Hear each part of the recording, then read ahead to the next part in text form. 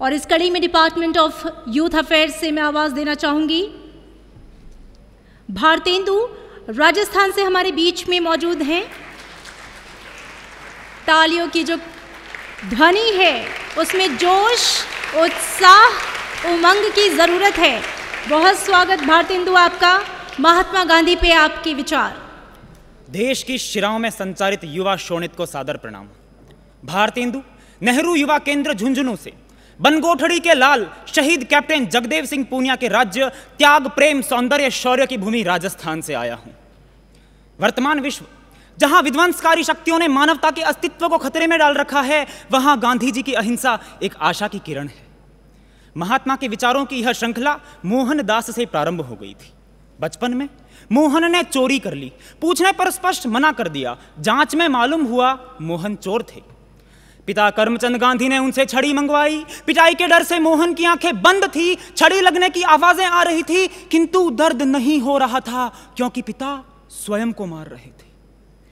आज जहां भ्रष्टाचार विश्व की जड़ों को खोखला कर रहा है, वहां हमें अपना कार्य सत्य, निष्ठा व ईमानदारी से करना होगा, क्योंकि किसी भी क्षेत्र में बेईमानी का तमाचा हमारे नहीं, भारत माता के सर चोट करता है। एक बार शिक्षक के कहने पर भी मोहन ने नकल नहीं की। जवाब में दृढ़ता से कहा, ऐसा धोखा देने और चोरी करने जैसा है जो मैं हरगिज नहीं कर सकता।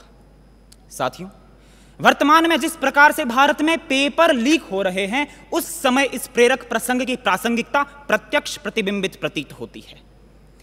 यदि यह विचार हम अपना लें तो पेपर लीक करने वाले व करवाने वाले समाप्त हो जाएंगे।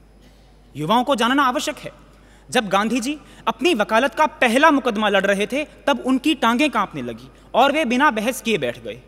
लेकिन आगे चलकर वे एक प्रतिष्ठित वकील बने। आज विश्व के युवाओं के समक्ष अनेक बाधाएं हैं। कोटा में छात्र अवसाद में जी रहे हैं, आत्मघाती कदम उठा रहे हैं। गांधी जी के अनुसार बाधाएं हमें मजबूत बनाने का कार्य करती हैं, न कि हमारा मनोबल गिराने का। गांधी जी एक प्रतिष्ठित वकील के रूप में स्थापित थे। यदि वे चाहते तो विदेशों में एक विलासितापूर्ण ऐशो आराम का जीवन व्यतीत कर सकते थे, किंतु उन्होंने स्वयं को राष्ट्र के प्रति समर्पित किया। और आज वर्तमान में भारत ब्रेन ड्रेन की समस्या का सामना कर रहा है। यूं तो हर क्षेत्र बहुराष्ट्रीय कंपनियों के सीईओ भारतीय हैं, लेकिन वे विदेशों में बसकर वहां का विकास कर रहे हैं। हमें अपनी जड़ों को नहीं भूलना चाहिए। गांधी जी कहते थे कि प्रकृति मानवीय आवश्यकताओं के लिए है, मानवीय लालच के लिए नहीं। इसीलिए जब एक बार उनके पौत्र ने छोटी पेंसिल को झाड़ियों में फेंक दिया, तब उन्होंने उसे दोबारा इस्तेमाल करने को कहा। आज सतत विकास के लक्ष्यों का विचार गांधी जी के उन्हीं विचारों का आधुनिक स्वरूप है। हम जानते हैं गांधी जी ने सत्याग्रह की शुरुआत अफ्रीका से की, और G20 का वह भावुक क्षण जब अफ्रीकन यूनियन को शामिल करके G21 बना दिया, पीड़ पराई जाने रे के विचार ने तुर्की में ऑपरेशन दोस्त को संभव बना दिया, तब गांधी जी के विचारों की आभा पूरे विश्व में प्रकाशित हो रही थी। अंत में मैं नेहरू युवा केंद्र संगठन और उसके तत्वाधान में प्राइड इनिशिएटिव का धन्यवाद करना चाहता हूं, और सादगी, विनम्रता और गंभीरता के प्रतीक हमारे आदरणीय अध्यक्ष श्री ओम बिरला जी का भी मैं धन्यवाद करना चाहता हूं, अपनी कृतज्ञता प्रकट करना चाहता हूं। जय हिंद, अखंड भारत, अतुल्य भारत।